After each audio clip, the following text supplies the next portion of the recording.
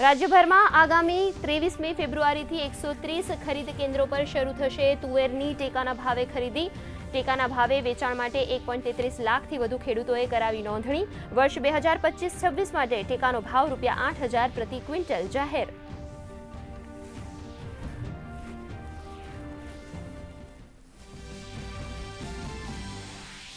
કચ્છ, અમદાવાદ, રાજકોટ સહિતના વિસ્તારોમાં પીવાના પાણીની સુવિધા તેમજ વીજ પુરવઠાની ક્ષમતા વધુ મજબૂત કરવા 23 દરખાસ્તોને મંજૂરી। પ્રવક્તા મંત્રીએ કહ્યું, જીએસટી રાહત બાદ સરકારની આવકમાં ઘટાડો થવાની સંભાવના હોવા છતાં વહીવટી કાર્યક્ષમતાના જોરે બજેટમાં કરાયો 10% વધારો।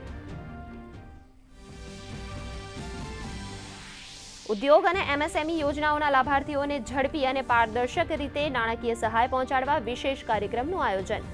નાયબ મુખ્યમંત્રીએ સિંગલ ક્લિક પેમેન્ટના માધ્યમથી ₹461 કરોડની સહાયનું કર્યું વિતરણ। 2000થી વધુ લાભાર્થીઓને ઈ પેમેન્ટ દ્વારા ચૂકવાઈ ત્વરિત સહાય।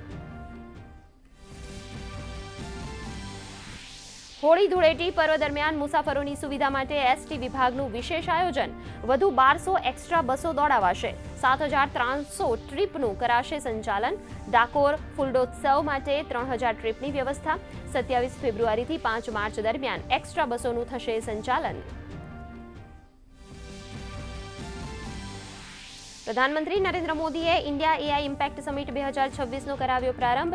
એઆઈ માટે આપ્યું માનવ વિઝન, ભારતમાં ડિઝાઇન અને ડેવલપનો આપ્યો નારો। કહ્યું, એઆઈનો ઉપયોગ માત્ર વ્યાપારિક નફા માટે નહીં પરંતુ માનવ કલ્યાણ માટે થાય તે જરૂરી।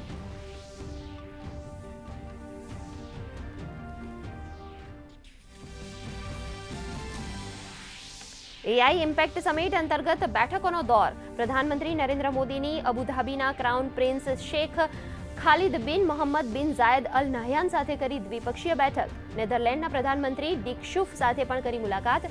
દ્વિપક્ષીય સહિત વૈશ્વિક મુદ્દાઓ પર થઈ ચર્ચા।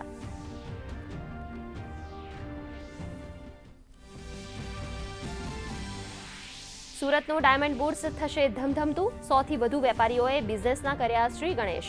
નેચરલ હીરા પર ઝીરો ટેરિફ અને લેબગ્રોન ડાયમંડ પર ટેરિફ 18% થતાં ડાયમંડની માંગ વધવાની સંભાવનાને પગલે વેપારીઓમાં ઉત્સાહ।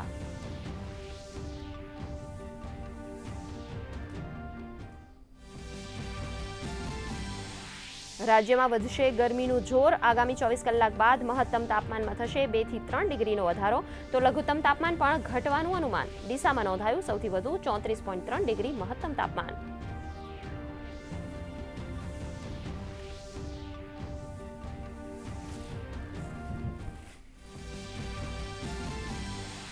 ભારતીય શેર બજારમાં ભારે કડાકો। સેન્સેક્સમાં 1236 આંકનું ગાબડું। નિફ્ટી 25,400